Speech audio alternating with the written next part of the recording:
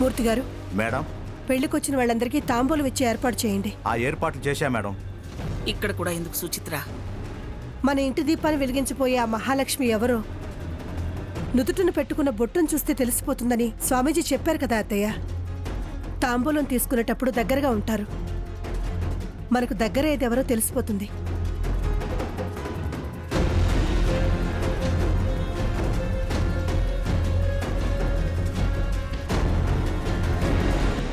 Oh my God, అత్తయ్య వాళ్ళు వచ్చేసారు.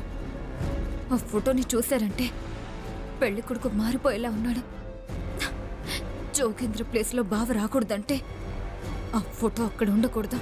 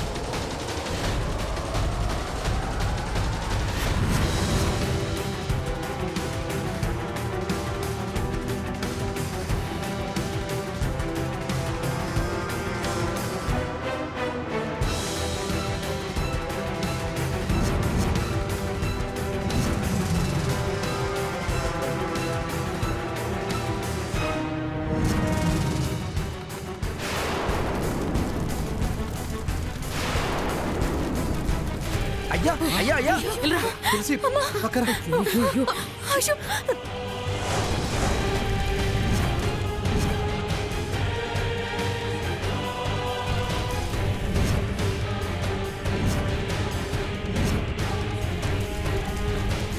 అమ్మో అమ్మో అమ్మో అమ్మో, మంటలు వచ్చేస్తున్నాయి.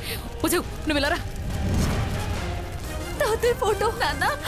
అయ్యో అమ్మ, తాతయ్య ఫోటో. అయ్యో అమ్మ, అమ్మ వసు, వసు ఆగమ్మా. తాతయ్య ఫోటో. అమ్మ వసు, వద్దు. చేతులు కాలుతాయి అమ్మ. వసు వసుందరా, కాలుతుంది చూసుకోవే.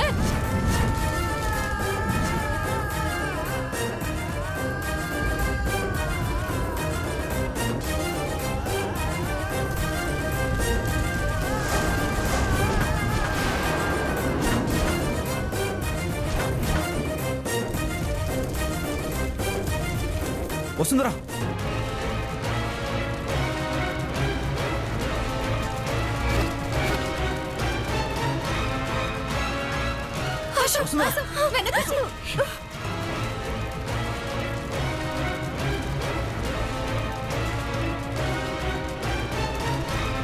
బాబా బాబా, చేయి కాలిపోతుంది.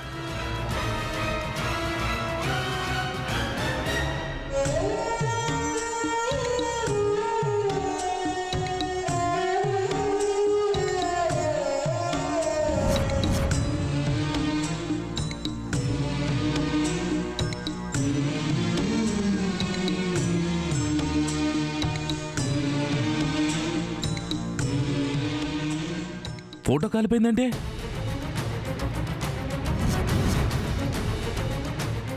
ఎందుకు ఇలా చేసావు?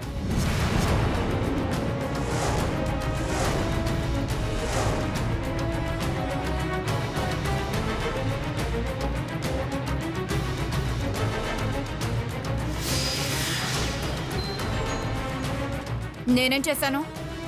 పోయినోళ్ళ ఫోటో తగలబడితే నన్నంటావేంటి? నువ్వే మా తాతయ్య ఫోటో తగలబడేలా చేయడం నేను చూశాను.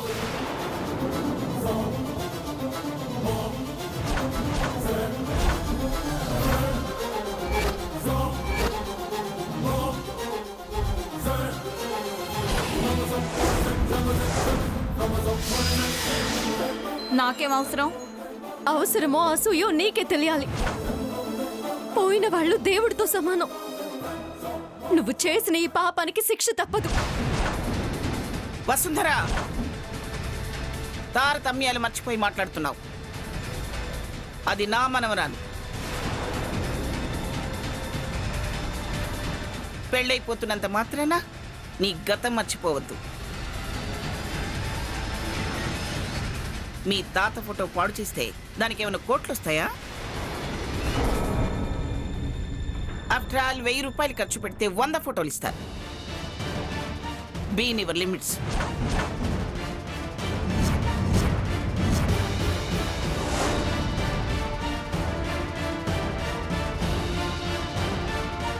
మా తాతయ్య ఫోటో నాకు దేవుడి కంటే ఎక్కువ మేడం. తిరిగి ఫోటో చేయించుకోవడానికి అవకాశం లేదు మేడం. ఉన్నది ఒక్కటే. మీ దృష్టిలో దాని విలువ 10 రూపాయలే కావచ్చు. నాకది కోట్ల విలువ.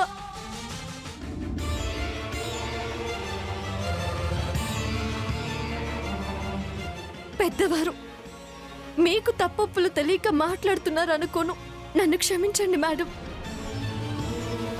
మనం రాకముందే నక్షత్ర ఇక్కడికి వచ్చిందంటే ఇలాంటిదేదో జరుగుతుందని నేను ముందే అనుకున్నాను. అప్పు, అందరి ముందు నువ్వు కూడా నన్ను తప్పు పడుతున్నావేంటి బావా?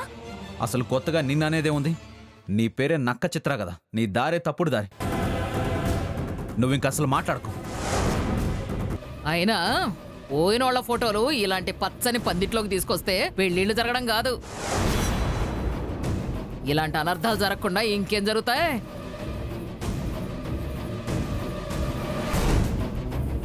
నీ వాగుడు వల్ల వసు కళ్ళల్లో కన్నీళ్ళు చూడాల్సి వస్తుంది. అది నాకు ఇష్టం లేదు.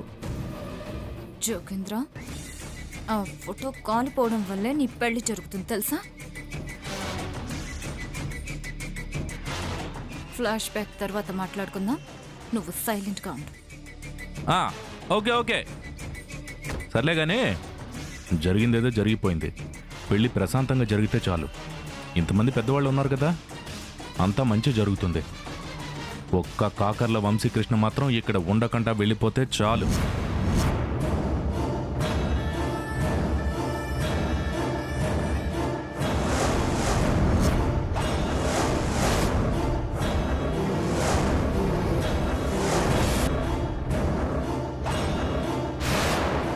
భయపడకు జోగేంద్ర, నీ మీద నూకలు పడతాయి.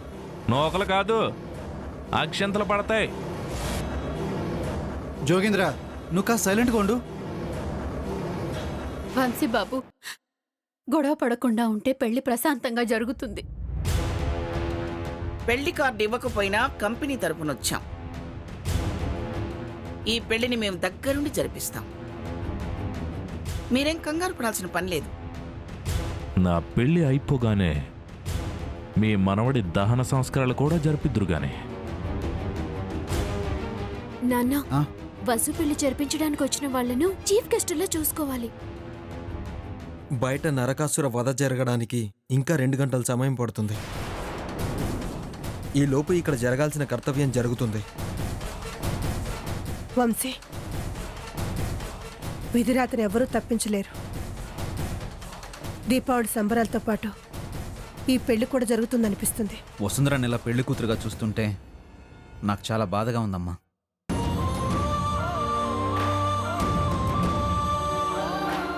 అవునవును, నువ్వు పెళ్లి కొడుకు పోయి ఉంటే బాధపడదా? ఇలా మాట్లాడతాడనే ఇక్కడ ఉండకూడదన్నాను. జోగేంద్ర గారు, వసుంధర గారు డల్గా ఉన్నారని అన్నయ్య అలా చెప్పారు. మీరు ఇలా అపార్థం చేసుకుంటారని కాదు. కూల్గా ఉండండి.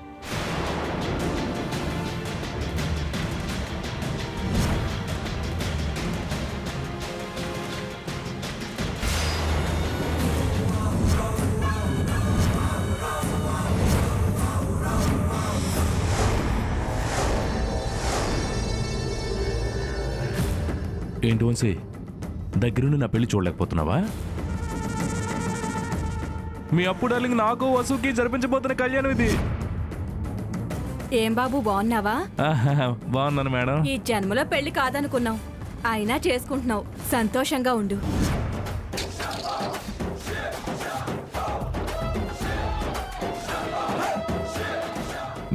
చూసావా పెళ్ళి అంత ఆర్భటంగా జరుగుతుందో? నువ్వు కళ్ళార్పకుండా చూడాలని నా కోరిక. నువ్వు అక్షంతలు అయినంత మాత్రాన పోయిందేమీ లేదు. పో. చెప్పడం అయిపోతే వెళ్ళి కూల్ డ్రింక్ తాగు, గొంతు ఎండిపోకుండా ఉంటుంది. రేయ్ రేయ్,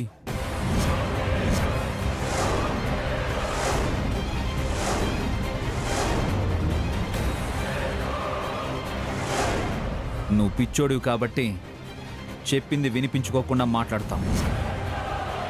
ఆ దేవుడు దిగొచ్చినా సరే వసుంధరా నువ్వు పెళ్లి చేసుకోలేవు. ఏనాయనా పెళ్లి చేసుకోవా? ఇదేం పోయే కాలం నీకు? మండపం వరకు వచ్చాక చేసుకోనంటే ఎలా? పిన్ని పెళ్లి చేసుకుని నీకేమన్నా చెప్పానా? తిన్నారా? వెళ్ళి రండి, వెళ్ళండి. రా.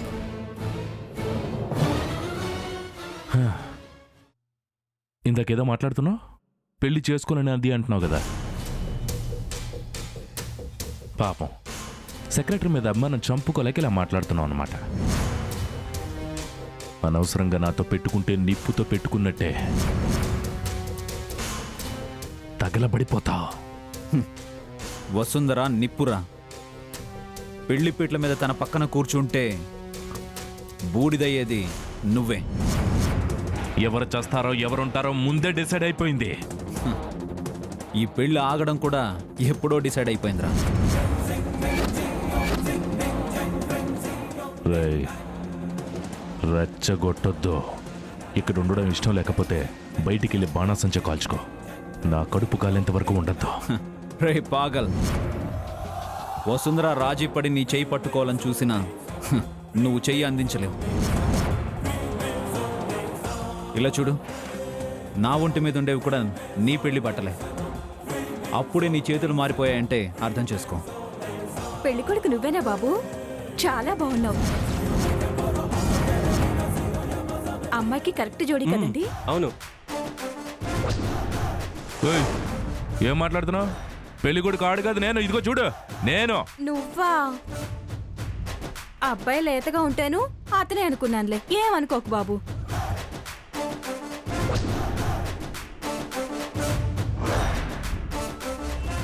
రాయ్, నాకు వసుంధరకు పెళ్లి మీ అప్పే జరిపిస్తుందంటే ఇంకెవరు అడ్డుకుంటారా? ఎలా ఆగిపోతుందని టెన్షన్ పడుతూ ఉండకు. పెళ్ళి ఆగిపోతుందని చెప్పేశాగా, కూల్గా ఉండు. ఓకే? ఏం చేస్తావు? వసుని తీసుకెళ్ళిపోతావా? రై, అది నీ వల్ల కాదు. వసు కళ్యాణ మండపం దాటకుండా ఏర్పాట్ల మొత్తం చేసేసా. వసుంధర ఇక్కడే పెళ్లి కూతురులానే ఉంటుంది, కానీ తల ఉంచి తీరాలి అంటే వంచుతుంది. అంటే తాళి పడుతుందనేగా. ఆ తాళి కట్టేది నువ్వు కాదని, దేవుడి నిర్ణయం వేరేలా ఉందని తెలిస్తే చస్తావురా.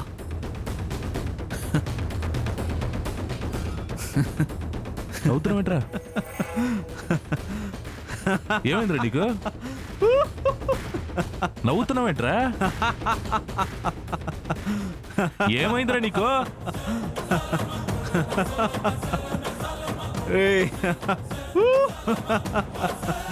రై రై రై రై ఆన్సర్ చెప్పుకున్నా వెళ్ళిపోతావేంట్రా? ఏ ఎందుకు నవ్వుతున్నావు?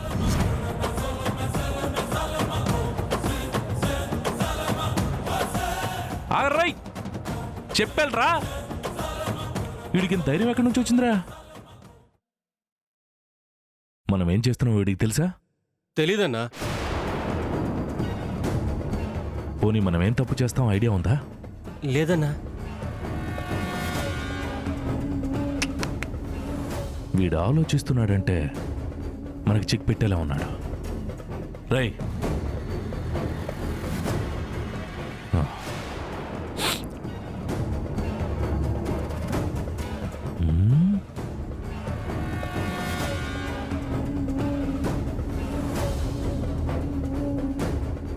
అన్నా, రై ఈరోజు సరుకు ఎగుమతి దిగుమతి అనేది లేదు, ఓకేనా?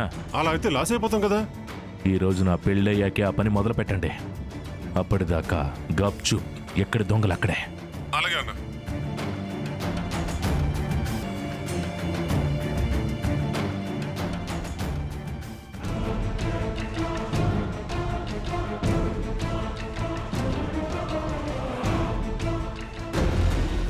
అమ్మా అమ్మా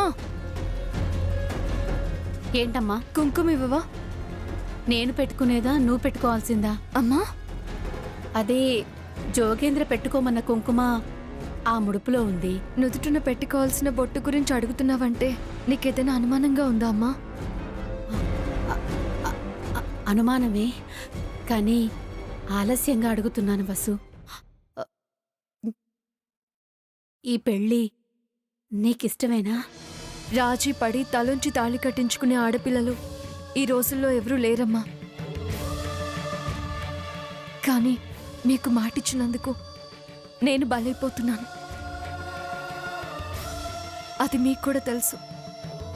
నీ భవిష్యత్తును చూడాలనుకున్నాను వసు. రేపు నేను ఉంటానో ఉండనో, కానీ మా అమ్మ వల్ల నేను అన్యాయం అయిపోయానని నువ్వు అనుకోకూడదు. ఇందాక వంశీబాబు నీతో మాట్లాడడం నేను విన్నాను.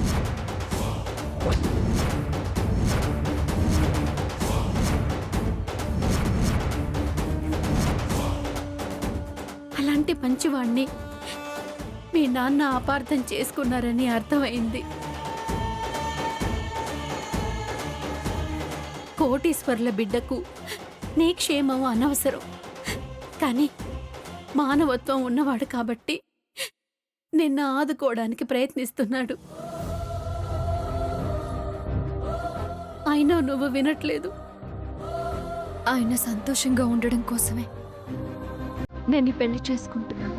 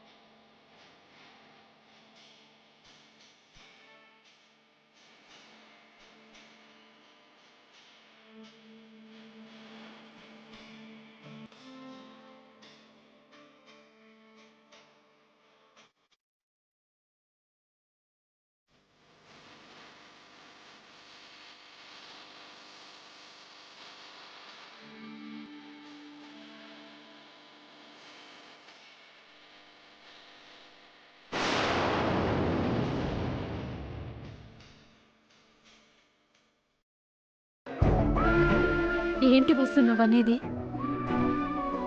ఇప్పుడేమీ చెప్పలేనమ్మా. ఎప్పుడు చెప్తావో సుందరా?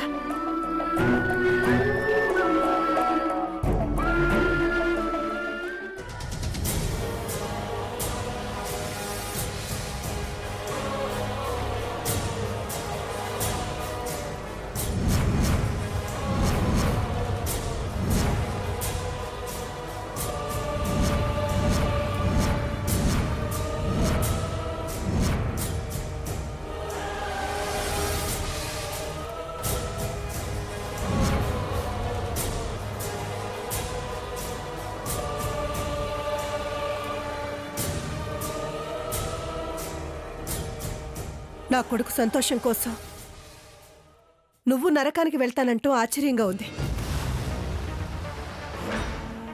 అంతకంటే ఎక్కువ బాధగానూ ఉంది. నీకు స్వార్థం లేదు వసుంధరా. నా కొడుకు ఎలా ఉన్నా పర్వాలేదనుకుని చెప్తున్నాను. త్యాగం చేయొద్దు. నువ్వు అన్యాయం కావద్దు. మేడం, మీరలా అనకండి. నేను దూరం అవ్వాలి. ఎంత చెప్పినా వినవా వసుంధరా?